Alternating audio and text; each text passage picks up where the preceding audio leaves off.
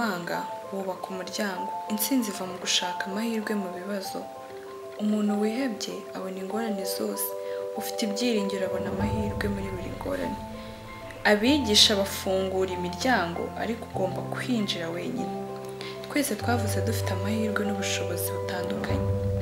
Ibyo ni ukuri, ariko twese dufite amahitamo yo kurushaho kunoza ibyo dukora, kandi imbuto y'impano n'ubushobozi twese twarayivukanye. Gusa tubikoresha mu buryo butandukanye, mu ntego zitandukanye.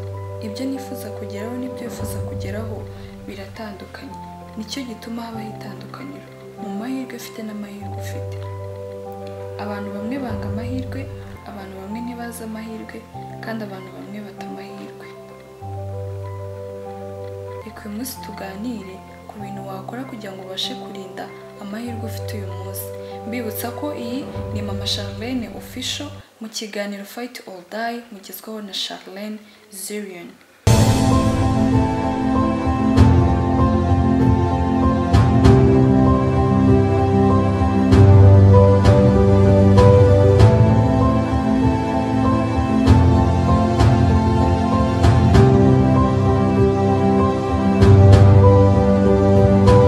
Umuhanga yaravuze ngo igihe ni amafaranga, kandi igihe cyagiye ntikibasha kugaruka.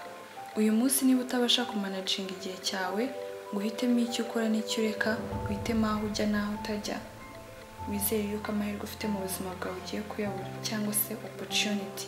Nimba warabonye akazi bikugoye, ukumva ko umaze gufatisha, ugatangira kugenda mu kazi utinze, gusuzugura ndetse n'ibindi nk'ibyo byose, wizere yuko amahirwe wari ufite ugiye kuyabura. Igihe ntikigurwa, igihe ntikirangurwa. Iyo igihe cyaba gifite amaduka, abacuruzi bari kunguka byinshi, ariko nta soko, nta migabane, nta n'ahantu wasanga igihe, kuko igihe ufite n'uyu munsi. Igihe cyawe si ejo, igihe cyawe si mu gitondo, igihe cyawe si mu kanya, igihe cyawe ni aka kanya. Wite ku gihe cyawe, bizagutera kujya mu masaziro meza, kandi niwita ku gihe cyawe uzabasha gusigasira ibyo wagezeho. Ikintu cya kabiri gituma abantu benshi babura amahirwe, bamwe bakaza kubyita imikasiro nk'ibyo twavuze dutangira, ni ukwivanga n'abantu batari abanyawe.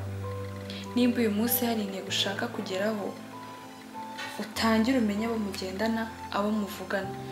Si tuvuze ngo utandukane n'abantu bose, abafite imico mibi bose ubiceho, oya, ariko buri muntu wese n'imico ye ubasha kumenya uko mubana. Uyu munsi abantu tugendana nabo nibo bagena abo turibo. Uyu munsi si ya none ikurebera mu bantu mubana, mu bo mugendana, mu bo muba muri kumwe, inshuti zawe ndetse n'abavandimwe bawe. Ntiwitandukanye n'abantu, abo mwakuranye mu bwana bwawe n'abo muri kumwe uno munsi, ariko menya uko utwara buri muntu wese muri kumwe mu buzima bwawe. Uyu munsi uri kumwe n'umuntu wo guca intege, akubwira ko ntacyo ushoboye, akubwira ko ntacyo uzigeraho, ahora kurebera muri negative gusa, ntashobora kureba muri positive. Iyo ukoze ikintu ntashobora kugusapotinga cyangwa gutera inkunga, uwo muntu nta kintu azigera kugeza. Umuntu ni ubutunzi bwa mbere, nicyo gishoro cya mbere uzigera ukenera mu buzima bwawe kugira ngo ugere ku ntego wifuza. Ariko nimba uba uri kumwe n'abantu baguca intege, batagushyigikiye, bahora babona ikibi muri wowe, batajya bakubonamo icyiza, wa muntu uzahaba wishimye wababara akagenda, wa muntu uzahaba wabyaye kukiriya akabura, wa muntu uzahaba uri mu byishimo kuko wabonye akazi, kuko wahembwe menshi, ariko wamara gukena ukamubura, wowe si ubutunzi ukeneye. Niba uri kumwe n'abantu ubona ntacyo bazakugezaho, ntibivuze ko ubicaho, ariko ugabanya igihe umarana nabo. Igihe cyawe ntuzakimarane n'abaguca intege, n'abakubonamo ibibi gusa. Igihe cyawe uzakimarane n'abakubonamo icyiza. Igihe cyawe uzakimarane n'ababona uri hasi bakakuzamura. Igihe cyawe uzakimarane n'abakubonamo imbaraga abandi bose batakubonamo. Ikintu cya gatatu nicyo mu ndimi z'amahanga no focusing, cyangwa kudatumbera. Uyu munsi urifuza kuba umuganga, undi arifuza kuba umusirikare, undi arifuza kuba bank manager, undi aravuga uti nzaba umwarimu. Ariko twese ntabwo tugera ku nzozi zacu turota, twese siko tugera ku byo twifuza, twese siko tugumana amahirwe twagezeho kugera ku byo twifuzaga. Ikibitera ni iki? Kudatumbera. Niba uyu munsi urota kugera ku kintu ariko ugahora wicaye, ntacyo uzigera ubasha kugeraho. iterambere ntabwo ari ukurota, iterambere si ugutekereza, iterambere si ukwicara ngo utegereze yuko ibintu bizikora, iterambere ni ugukora, gutanga ibitambo, no kwigomwa ibyo ukunda kugira ngo ubashe kugera ku bizakurambisha igihe kinini. Uyu munsi 1/2 cy'abatuye isi bananiwe kugera ku nzozi zabo. Niba ufite inzozi zo kugera ku bikomeye, witegure gutamba ibikomeye. Niba inzozi zawe zoroheje, uzatamba ibyoroheje. Buri kimwe wifuza kwakira mu buzima bwawe ni ikiguzi cy'icyo ugomba gutanga, kandi uburemere bw'ibyo wifuza kwakira mu buzima bwawe ni nabwo buremere bw'ibyo ugomba gutamba ku byo wifuza mu buzima bwawe. Ntuzigere ukerensa amahirwe ufite uyu munsi. Kora cyane, urote cyane, nibwo uzabasha kugera ku byo wifuza, kandi bizagufasha kurinda ibyo wagezeho n'amahirwe ufite uyu munsi. Ikintu cya kane aricyo giteye ubwoba benshi hafi ya twese duhuriyeho. Wifuza kuzamura business yawe, ari ikintu wifuza gukora, abantu twese tugihuriyeho. Kwanga gukora ikintu kuko uzi kuri buhuriremo n'ikibazo cyangwa se na taking risk. Shuti yanjye, reka nkubwire muri aka kanya, nta kintu na kimwe uzigera ukora utazigera uhuriramo n'ikibazo. Umubyeyi aratwita akigengesera amezi 9 kugira ngo umwana we adahungabana. Uwo ni umugisha. Buri muntu wese umaze kugira urugo yishimira kugira umwana, ariko se byazagenda gute buri mubyeyi wese agira ubwoba bwo kubyara ngo atazagira ikibazo ahuriramo nacyo? Byagenda gute niba ugiye gusinya contract y'amafaranga nka miliyoni 2 ugatinya kuyisinya kuko utinya yuko nihazamo amanyanga bazagufunga? Kudakora ikintu kuko utinya ingaruka zazakivamo. Uyu munsi abageze ku bikomeye twese tuzi, bamwe b'ibyamamare, abahanzi bakomeye, abakinnyi b'amafilme, abanditsi b'amafilme n'ibigo by'abikorera bikomeye, bageze ku byo bifuzaga kugeraho kuko nta kigeze kibakanga. Icyo uzakora cyose, cyaba cyiza gute, ntibizakubuza kugira ikibazo uhuriramo nacyo. Ikibazo si nukora icyo kintu uzahuramo n'ibingana iki, ahubwo ikibazo ukwiye gutekerezaho ni uzitwara gute numara kugera mu kibazo.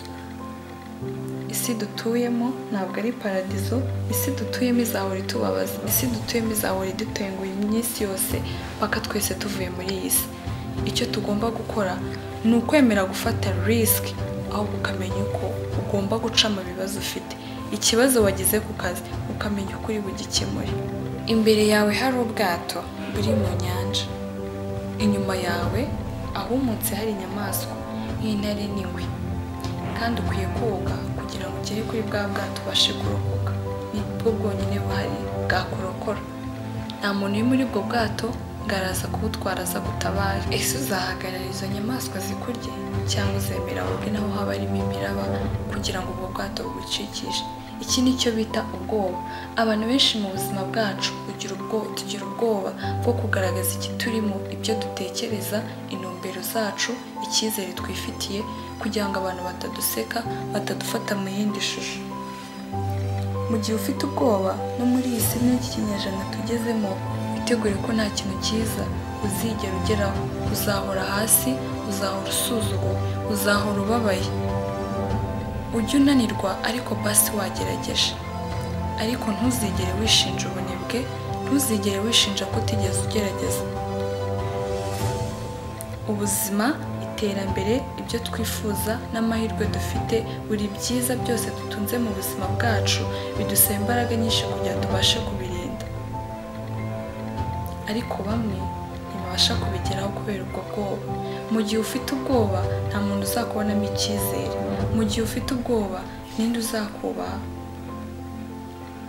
Ubwoba ufite uyu munsi muri iki kinyejana tugezemo niwo mwanzi wawe. Umwanzi wawe si runaka, umwanzi wawe si Karoli, umwanzi wawe si Mariya, umwanzi wawe n'ubwoba bukurimo ukubuza gutera imbere, gushingura ikirenge aho uri, ugitere mu yindi ntambwe, ukomeze ugere ku birenze mu buzima bwawe. Ibi bintu tuvuze hejuru, nuramuka ubyitondeye, uzagumana amahirwe yawe kandi uzagera kuri byinshi wifuza mu buzima bwawe. Amahirwe ni umwambaro ugomba kwambara aho uri hose, kandi ni umwambaro ugomba kwambara ukarenza antibari kugira hatagira ikiwuhungabanya. Nutakaza amahirwe uyu munsi ufite, ushobora kutazabona amahirwe ya kabiri. Abenshi twizera yuko tuzahora tubona amahirwe ya kabiri, ariko ujye wibuka yuko ubuzima ari aho bugera ntibuguha amahirwe ya kabiri. Amahirwe ufite uyu munsi yabyaza umusaruro, ahubwo uyarememo amahirwe ya kabiri, uyarememo amahirwe ya gatatu, uyarememo n'amahirwe ya kane. Buri kimwe cyose utunze gituma abantu bakubaha, ukibike nk'ahatari icyawe, ukirinde nk'ahatari icyawe. Ibyishimo mbibutsa yuko bitagira banki tubibitsamo. Ibyishimo ntibigira agakapu wabitwaramo. Ibyishimo si umwana wawe, ibyishimo si mushiki wawe, ibyishimo si so na nyoko, ibyishimo si nyogokuru wawe, ibyishimo si sogokuru wawe, ndetse nta banki ibaho tubitsamo ibyishimo. Ibyishimo urabigira uyu munsi, ariko mu gitondo ukabibura. Ibyishimo urabigira isaha imwe, isaha ya kabiri ukabibura. Ibyishimo ufite uyu munsi, ejo ntabwo bizaba bigihari. Ibyishimo ni umugenzi utagira aho acumbika. Aho ageze acumbikaho, mu gitondo akajya ahandi, n'ejo akajya ahandi. Ariko nimba wagize amahirwe yo gusurwa n'ibyo byishimo n'ayo mahirwe, bibyaza umusaruro. Mbibutsa ko yari Charlene Zirion, mwari muri kumwe mu kiganiro Fight or Die. Ciao ciao.